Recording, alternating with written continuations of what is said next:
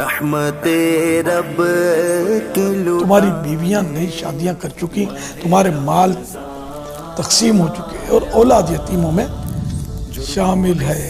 وہ مکان جو تم نے بڑا مضبوط بنایا تھا، ان میں تمہارے دشمن آباد ہو گئے۔ مسلمانوں کے چوتھے خلیفہ امیر المومنین حضرت مولا کائنات علی المرتضی شیر خدا رضی اللہ عنہ کوفے کے قبرستان تشریف لے گئے۔ وہاں ایک تازہ قبر پر نظر پڑی، آپ کو اس کے حالات معلوم کرنے کی خواہش ہوئی۔ باغ خداوندی مہر گزار ہوئے، یا اللہ اس میت کے حالات مجھ پر ظاہر فرما۔ اللہ پاک کی بارگاہ میں آپ کی دعا فوراً قبول ہوئی اور دیکھتے ہی دیکھتے قبر کے حالات آپ پر ظاہر ہو گئے۔ اب قبر کا ایک بھیانک منظر آپ کے سامنے تھا۔ کیا دیکھتے ہیں کہ مردہ آگ کی لپیٹ میں ہے اور رو رو کر آپ کی خدمت میں عرض کر رہا ہے، یا علی انا غریق فی النار وحریق فی النار، یعنی یا علی میں آگ میں ڈوبا ہوا ہوں اور آگ میں جل رہا ہوں۔ قبر کے دہشتناک منظر اور مردے کی دردناک پکار نے حیدر کرار کو بے قرار کر دیا۔ آپ نے اپنے رحمت والے پروردگار کے دربار میں ہاتھ اٹھا دیے اور نہایتی عاجزی کے ساتھ اس میت کی بخشش کے لیے درخواست پیش کی۔ غیب سے آواز آئی، اے علی آپ اس کی سفارش نہ کریں، کیونکہ روزے رکھنے کے باوجود یہ شخص رمضان المبارک کی بے حرمتی کرتا، رمضان المبارک میں بھی گناہوں سے باز نہ آتا تھا، گناہ نہیں چھوڑتا تھا۔ دن کو روزے تو رکھ لیتا مگر راتوں کو گناہوں میں مبتلا رہتا تھا۔ حضرت علی رضی اللہ عنہ یہ سن کر اور بھی رنجیدہ ہو گئے اور سجدے میں گر کر رو رو کر عرض کرنے لگے، یا اللہ پاک میری لاج تیرے ہاتھ میں ہے، اس بندے نے بڑی امید کے ساتھ مجھے پکارا ہے، میرے مالک تو مجھے اس کے آگے رسوا نہ فرما، اس کی بے بسی پر رحم کر دے اور اس بیچارے کو بخش دے۔ حضرت مولا علی رو رو کر دعائیں مانگ رہے تھے، اللہ رب العزت کی رحمت کا دریا جوش میں آ گیا اور آواز آئی، اے علی تمہارا دل ٹوٹا ہوا ہونے کے سبب ہم نے اسے بخش دیا۔ تو یوں اس مردے پر سے عذاب اٹھا لیا گیا۔ حضرت علی کی یہ کرامت ہے کہ آپ نے دعا مانگی، قبر کے حالات ظاہر ہوئے اور یہ سب مطلب پھر دعا اور ہاتھوں ہاتھ دعا کی قبولیت بھی سامنے آ گئی۔ تو یہ اللہ کے مقبول بندے ہیں، صحابی رسول ہیں، حسنین کے بابا جان ہیں اور مسلمانوں کے چوتھے خلیفہ، تو بڑی ہستی کے مالک ہیں۔ آپ کا ایک اور واقعہ پیش کرتا ہوں۔ علامہ جلال الدین سیوطی شافعی رحمۃ اللہ علیہ بیان کرتے ہیں، حضرت سیدنا سعید بن مسیب رضی اللہ عنہ فرماتے ہیں، ہم امیر المومنین حضرت مولا علی کے ساتھ قبرستان سے گزرے۔ حضرت مولا علی نے فرمایا، السلام علیکم یا اہل القبور ورحمۃ اللہ وبرکاتہ، تم ہم کو اپنی خبریں سناتے ہو یا ہم تم کو اپنی خبریں سنائیں؟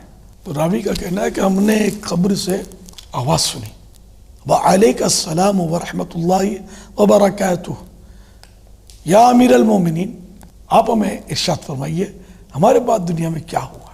آپ نے ارشاد فرمایا، تمہاری بیویاں نئی شادیاں کر چکی، تمہارے مال تقسیم ہو چکے اور اولاد یتیموں میں شامل ہے۔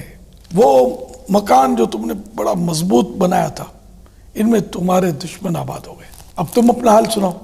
تو ایک قبر سے آواز آئی، کفن پھٹ چکے، بال بکھر گئے، کھالیں ٹکڑے ٹکڑے ہو گئی اور آنکھیں ہمارے رخساروں نے گالوں پر بہہ گئی اور ناک کے نتھنوں کا پیپ بن گیا، جیسا کیا ویسا پایا، جو چھوڑ کر آئے اس میں نقصان اٹھایا، اور اب جس کے اچھے اعمال ہوں گے آخرت میں آسانیاں پائے گا، راحتیں پائے گا، آسائشیں پائے گا، اور برے اعمال والا اپنی کرنی کا پھل بھگتے گا۔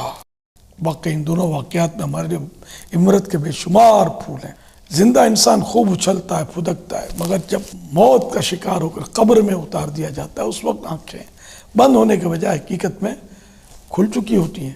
اچھے اعمال اور رائے خدائے ذوالجلال میں دیا ہوا مال تو کام آتا ہے، مگر جو کچھ دن دولت پیچھے چھوڑ آتا ہے اس میں بھلائی کا امکان نہ ہونے کے برابر ہوتا ہے۔ ورثہ سے یہ امید کم ہوتی ہے کہ وہ اپنے مرحوم عزیز کی آخرت کی بہتری کے لیے بہت سارا مال خرچ کر دیں، بلکہ مرنے والا غیر حرام و ناجائز مال مثلا گناہوں کے اسباب جیسا کہ آلات موسیقی، ویڈیو گیمز کی دکان، میوزک سینٹر، سینما گھر، شراب خانہ، جوا کا اڈا، ملاوٹ والا مال وغیرہ کا کاروبار اگر وہ اس طرح پیچھے چھوڑے تو اس کے لیے مرنے کے بعد سخت ترین اور ناقابل تصور نقصان ہے۔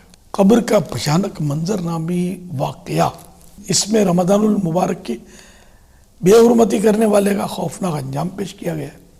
اس سے درس عبرت حاصل کیجیے۔ صدا رمضان المبارک کی پاکیزہ راتوں میں کئی نوجوان محلے میں کرکٹ، فٹ بال وغیرہ کھیلتے، خوب شور مچاتے ہیں، اور اس طرح یہ بدنصیب خود تو عبادت سے محروم رہتے ہیں، دوسروں کے لیے بھی بے حد پریشانی کا باعث بنتے ہیں۔ نہ تو خود عبادت کرتے ہیں، نہ دوسروں کو کرنے دیتے ہیں۔ اس قسم کے کھیل کود اللہ پاک کی یاد سے غافل کرنے والے ہیں۔ نیک لوگ تو ان کھیلوں سے سدا دور رہتے ہیں، خود کھیلنا تو درکنار، ایسے کھیل تماشے دیکھتے بھی نہیں، بلکہ اس قسم کے کھیلوں کی کامنٹری بھی نہیں سنتے۔ لہذا ان حرکتوں سے ہمیشہ بچنا چاہیے، اور خصوصاً رمضان مبارک کے بابرکات لمحات تو ہرگز اس طرح برباد نہیں کرنے چاہیے۔ صلو علی الحبیب صلی اللہ علی محمد۔